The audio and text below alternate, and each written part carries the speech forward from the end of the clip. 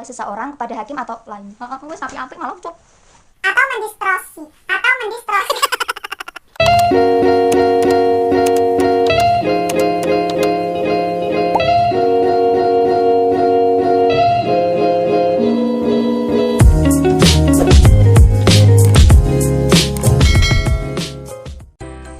Assalamualaikum warahmatullahi wabarakatuh. Nama saya Lia Agustina dari Fakultas Sains dan Teknologi, Prodi Teknik Informatika semester 4. Nah, video ini adalah tugas dari mata kuliah Pendidikan Karakter Anti Korupsi, yang mana di sini saya akan menjelaskan tentang apa sih pendidikan anti korupsi itu, bentuk-bentuk korupsi, dan korupsi dalam berbagai macam perspektif. Jadi, sebelum kita mengetahui lebih dalam lagi, kita perlu tahu apa itu arti dari korupsi.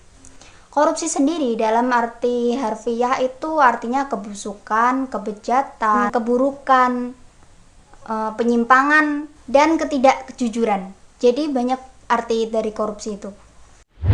Nah, sedangkan menurut istilah korupsi sendiri yaitu artinya pemberian yang dilakukan seseorang kepada hakim atau lainnya untuk memenangkan sebuah perkara yang dengan cara yang tidak dibenarkan atau sudah dilarang untuk mencapai suatu kedudukan yang dia inginkan. Nah, modus dari korupsi sendiri ini juga banyak. Salah satunya yaitu memberikan uang pelicin kepada seseorang untuk memudahkan suatu pekerjaan atau tujuan tertentu lainnya. Juga seperti penggelapan barang atau surat, memanipulasi data pelaporan, dan masih sebagainya. Nah, sekarang kita menuju ke bentuk-bentuk korupsi. Yang pertama itu pemberian suap atau sogok. Nah, suap sendiri ini merupakan suatu pemberian hadiah atau penghargaan kepada seseorang yang telah dijanjikan dengan tujuan merusak pertimbangan atau tingkah laku, terutama dari seorang yang dianggap pejabat publik. Nah, pemberian hadiah ini bisa berupa penghargaan, jasa, uang, atau mungkin potongan harga dan sebagainya. Nah, ciri-ciri dari suap sendiri ini yaitu transaksi antara kedua belah pihak, di mana kedua belah pihak ini melakukan penyuapan untuk mencapai keuntungan mereka berdua, atau istilahnya sama-sama menguntungkan lah. Dan selain itu, ciri-ciri suap yaitu tanpa tanda penerima, jadi sangat sulit untuk dibuktikan. Nah, yang kedua yaitu penggelapan. Penggelapan ini merupakan tindakan penipuan dan pencurian sumber daya yang dilakukan oleh pihak-pihak tertentu yang mengelola sumber daya tersebut, baik berupa dana publik atau sumber daya alam tertentu. Nah, penggelapan dana ini merupakan suatu perbuatan yang tidak jujur dengan menyembunyikan barang atau harta orang lain oleh satu orang atau lebih tanpa sepengetahuan pemilik barang tersebut, dengan tujuan untuk mengalihkan hak milik atau menguasai apa yang digelapkan itu. Yang ketiga yaitu pemalsuan atau kecurangan.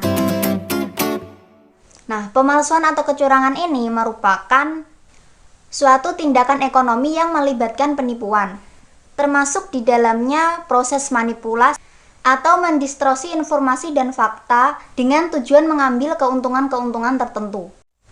Dan beberapa contoh dari bentuk-bentuk kecurangan ini yaitu seperti penyalahgunaan aset perusahaan, melakukan kecurangan laporan keuangan dengan mengubah atau menyembunyikan informasi tersebut.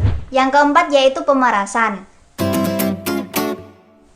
Nah, pemerasan ini merupakan tindakan meminta uang atau sumber daya lainnya dengan cara paksa atau menggunakan intimidasi-intimidasi tertentu oleh pihak yang memiliki kekuasaan. Nah, pemerasan ini dapat dikatakan sebagai bentuk dari korupsi karena pelaku memiliki kekuasaan dan menggunakan kekuasaannya itu untuk memaksa orang lain memberikan atau melakukan sesuatu yang dapat menguntungkan dirinya. Seperti contohnya yaitu kita kayak buat KTP.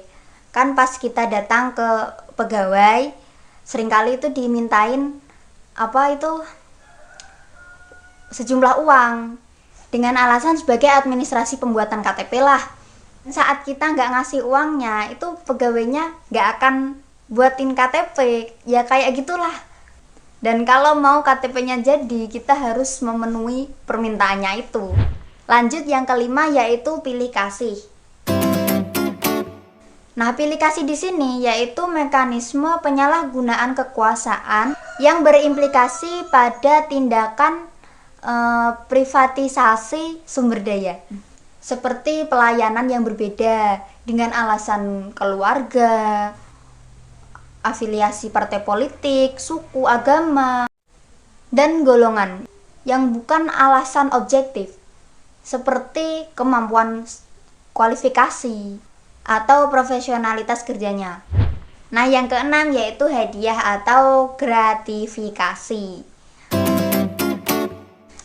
Nah, hadiah ini yaitu seperti pemberian barang atau jasa yang dilakukan tanpa adanya ajakan atau janji atau diberikan secara sukarela. Pada dasarnya, gratifikasi ini tidak termasuk dalam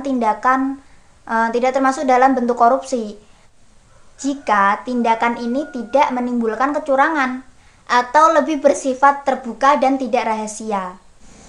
Sedangkan gratifikasi ini dikatakan sebagai bentuk korupsi apabila disalahgunakan sebagai lahan subur pemerasan oknum-oknum tertentu yang mungkin nantinya berpengaruh pada perubahan suatu kebijakan atau keputusan dan tanggung jawab penerima. Dan yang ketujuh yaitu kerugian keuangan negara. Ya, pastinya sudah tahulah seperti sarana atau penyalahgunaan wewenang untuk memperkaya diri sendiri atau untuk semakin membesarkan perutnya sendiri. Seperti halnya melakukan sebuah proyek pemerintah lah. Kita bilang ke atasan, kalau kita minta dana seginilah 200 juta seumpama, tapi proyek itu cuma menghabiskan 100 juta. Nah, yang 100 juta itu kemana? Nah, ini jadi tanda tanya besar. Nah, yang selanjutnya yaitu yang ke-8, yaitu benturan kepentingan dalam pengadaan. Nah, pengadaan ini yaitu merupakan suatu cara atau proses untuk menyediakan dan pengadaan. Nah, pada konteks ini pengadaan yang dimaksud yaitu pengadaan barang atau jasa yang dibutuhkan untuk operasional sebuah instansi atau suatu instansi lah. Dan pengadaan ini juga dapat melibatkan pihak ketiga sebagai pemasok atau melalui mekanisme tender. Nah, tender ini merupakan tawaran untuk mengajukan harga, memborong pekerjaan, ataupun menyediakan barang.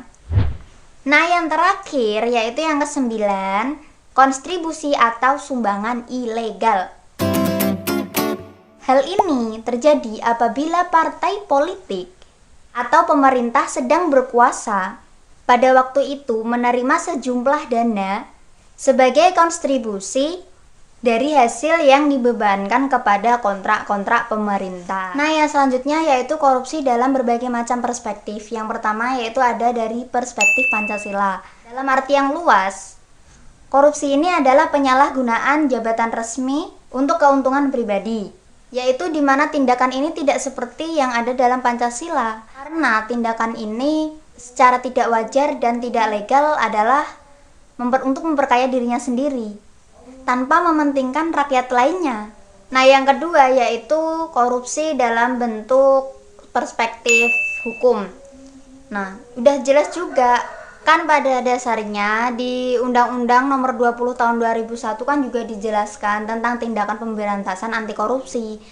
Jadi di situ ada sekitar 30 bentuk atau jenis tindakan korupsi yang mana jika salah satunya itu dilakukan maka tindak pidana yang akan diberikan, begitu. Jadi udah jelas kalau dihukum, kalau dalam perspektif hukum itu sudah ada dalam undang-undang. Nah, yang ketiga yaitu korupsi dalam perspektif budaya. Dalam perspektif budaya ini, korupsi itu seperti menjadi suatu kebiasaan atau sudah biasa dilakukan, baik itu secara sadar maupun tidak sadar. Seperti contohnya mungkin kita sendiri tidak sadar kalau hak milik kita itu udah diambil atau direbut orang lain.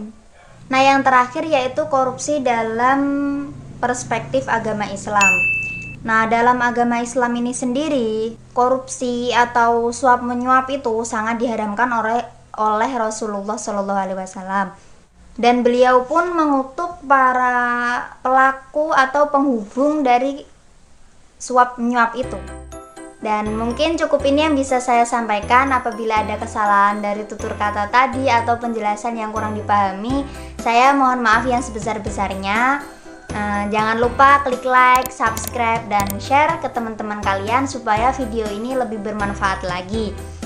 Saya Lia Agustina. Cukup sekian. Wassalamualaikum warahmatullahi wabarakatuh.